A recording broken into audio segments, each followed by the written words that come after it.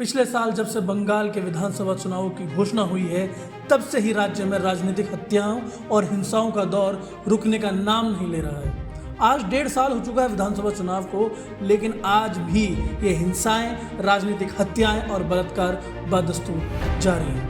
जहां पहले विपक्ष में बैठी भाजपा इन हिंसाओं को लेकर काफ़ी मौखिक नजर आती थी, लेकिन समय के साथ साथ अब वह भी धीरे धीरे शांत होने लगी है।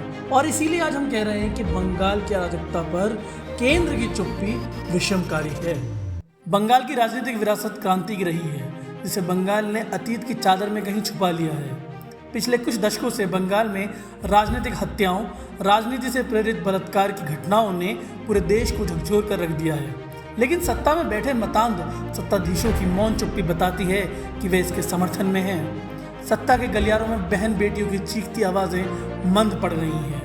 ऐसे में सवाल उठता है कि संविधान की शपथ लेकर जनता को सामाजिक, राजनीतिक और आर्थिक समानता और सुरक्षा दिलाने के लिए वचनबद्ध व्यवस्था कैसे निर्हीक और मूक बधिर हो गई है। बंगाल विधानसभा चुनाव के नतीजे आने के बाद एक पार्टी विशेष के लोगों ने विरोधी पार्टी कार्यकर्ताओं के घरों को चिन्हांकित करके आग लगाई, नृशंस राजनीतिक हत्याएं की और महिलाओं के साथ नीचतापूर्ण व्यवहार किया, जिसे पूरे देश ने मौन होकर देखा।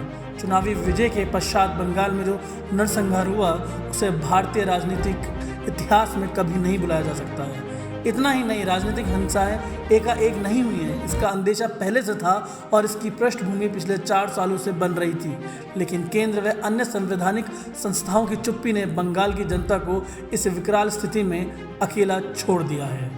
और देखते ही देखते खेला होवे से खूनी खेला तक का सफ़र कब तय हो गया, किसी को भी नहीं पता चला।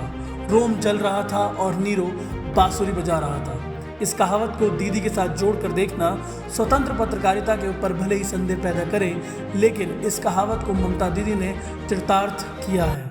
दीदी ने राज्य में होने वाली हिंसा को रोकने के लिए कभी कोई उचित कदम नहीं उठाया है। क्या ये संदेह पैदा नहीं करता है कि ये हिंसा राजनीति से प्रेरित होने के साथ साथ राज्य द्वारा इस हिंसा को फैलाने वालों को संरक्षण प्राप्त है? बीरभूम में 8 लोगों की निर्मम हत्या, जिसमें नवविवाहित जोड़े भी शामिल थे, ये बताता है कि अब ये राजनीतिक कार्यकर्ताओं की तू में की लड़ाई से कहीं आगे बढ़ चुकी है और इसे अब समझा बुझाकर शांत नहीं कराया जा सकता है। अब आवश्यकता है राज्य सरकार द्वारा किसी कठोर फैसले लेने की। लेकिन बंगाल का दुर्भाग्य है कि राज्य का शासन व्यवस्था अब तक चुप बैठी है। यह किसी गंभीर संकट के आहट की पटकथा है, जिसके गंभीर परिणाम होंगे। क्या कोई राजनीति के शीर्ष पर बैठे ऐसे राजनीतिक हत्याओं का समर्थन कर सकता है? यह आज बंगाल के परिप्रेक्ष्य में यक्ष पक्ष के समान है। यहाँ एक दूसरे पार्टी के कार्यकर्ताओं की राजनीतिक लड़ाई खूनी रंजिश में बदल गई है, जो एक दूसरे के खून के प्यासे बन बैठे हैं। ममता दीदी ने बंगाल विधानसभा चुनाव में खेला हुए का नारा देकर तृणमूल कांग्रेस के कार्यकर्ताओं में जोश का संचार तो किया था, लेकिन इसके बाद शुरू हुई हत्याएं व महिलाओं के साथ अत्याचार दीदी के खेला हुए जैसे तो बिल्कुल नहीं था, बल्कि खूनी खेला तक था, जिस पर बंगाल की राजनीति के शीर्ष में बैठे लोग अट्ठास करते दिखाई देते हैं और इन हत्याओं में भी राजनीतिक सफलता ढूंढते हैं। अब सवाल उठता है कि क्या संवैधानिक मूल्यों से भी बड़ी हो गई है ममता दीदी? बंगाल की राजनीतिक पृष्ठभूमि जैसे भी रही हो, कम से कम स्वतंत्रता प्राप्ति के बाद से एक लोकतांत्रिक और संवैधानिक सरकार चुनकर आती है, जो देश के संविधान के अनुसार कार्य करती है। केंद्र और राज्य की सरकारों के मध्य स्पष्ट शक्ति का बंटवारा संविधान में किया गया है, लेकिन ममता दीदी की सरकार और केंद्र सरकार में आए दिन टकराव की स्थिति बनी रहती है। पिछले कुछ वर्षों में हमने बंगाल की राजनीति में ममता बनर्जी के बढ़ते कट को देखा है, जो बहुत तेज तर्रार मुख्यमंत्री के रूप में अपनी जनता के बीच स्थापित हैं और केंद्र की राजनीति में अपनी पैठ बढ़ाना चाहती हैं और केंद्रीय विपक्षी विकल्प के रूप में स्वयं को प्रधानमंत्री का चेहरा मानती हैं। शायद यही एक कारण है कि वे सीधे केंद्र से बात बात पर भिड़ जाती हैं। महत्वाकांक्षा की इस लड़ाई में शायद वे संवैधानिक मर्यादाओं को भूल जाती हैं। बंगाल सरकार और केंद्रीय एजेंसियों के मध्य विवाद इसी संवैधानिक मूल्य के होता है। इसका एक उदाहरण है, अभी कुछ वर्षों पहले शारदा और रोज वैली चिटफंड से संबंधित पूछताछ के लिए CBI Bengal police commissioner Rajiv Kumar के घर गई थी, लेकिन पूछताछ करने गई सीबीआई के अधिकारियों को राज्य पुलिस द्वारा गिरफ्तार कर लिया गया। ये घटना देश के संवैधानिक ढांचे की आत्मा पर राज्य द्वारा किया गया एक ऐसा आघात था जिसको कोई कभी नहीं भुला सकेगा। ऐसी ही दूसरी घटना बीरभूम नरसंहार से जुड़ी है, जिसमें राज्यपाल जगदीप धनखड़ ने इस घटना की निंदा करते हुए कहा था कि ये असामाजिक तत्वों का तांडव है जिसे रोकने में राज्य की पुलिस असफल रही है। राज्यपाल के इस बयान पर प्रतिक्रिया देते हुए ममता बनर्जी ने राज्यपाल को चेतावनी दे डाली थी और उनको ऐसे बयान देने से परहेज करने की भी बात कह डाली थी, जो राज्यपाल जैसे संवैधानिक पद की गरिमा पर एक बेहद ही बड़ी चोट थी। ऐसे ही समय समय पर राज्यपाल और राज्य सरकार में आए दिन टकराव की स्थिति बनी रहती है। अभी हाल ही में बंगाल विधानसभा ने एक प्रस्ताव पारित करके राज्यपाल को बंगाल के सभी विश्वविद्यालयों के चांसलर पद से हटा दिया और मुख्यमंत्री को चांसलर नियुक्त करने के संबंधित विधेयक पारित किया, जिस पर अभी से संवैधानिक संकट गहराता हुआ नजर आ रहा है, जो कि भारत के संघात्मक व्यवस्था पर एक आघात होगा। किसी भी परिस्थिति से राज्य और केंद्र दोनों को बचना चाहिए।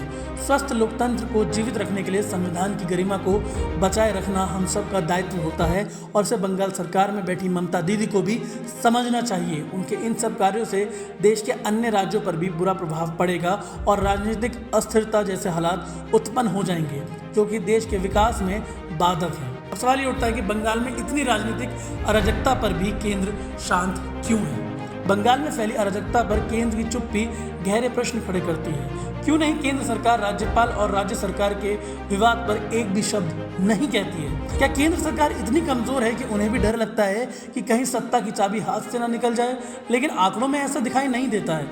अभी वर्तमान की केंद्र सरकार ने बड़े और कठिन फैसले लिए हैं, जिसमें धारा 370 को कश्मीर से हटाना एक ऐतिहासिक फैसला रहा है, जो बताता है कि केंद्र सरकार राष्ट्र हित में कुछ कठोर निर्णय ले सकती है। लेकिन हालिया परिप्रेक्ष्य में ऐसा होता दिखाई नहीं दे रहा है, क्योंकि चाहे फिर वह बीरभूम नरसंहार हो या अन्य राजनीतिक हत्याएं, केंद्र सरकार बंगाल के मामले को लेकर पिछले कई सालों से मौन है। यहाँ तक कि सीबीआई के अफसरों की गिरफ्तारी पर भी संघ की सरकार ज़्यादातर चुप ही रही, कुछ कड़े संदेश नहीं दिए।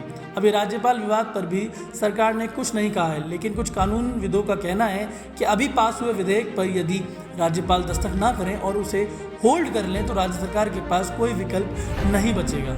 ऐसे में अगर राज्य सरकार उसे बिना राज्यपाल के हस्ताक्षर के लागू कर लेती है, तब राज्यपाल केंद्र सरकार को असंवैधानिक कदम को लेकर राष्ट्रपति शासन की अनुशंसा कर सकते हैं। लेकिन अभी इस मुद्दे पर दिल्ली में पसरी शांति बेचैन करने वाली है।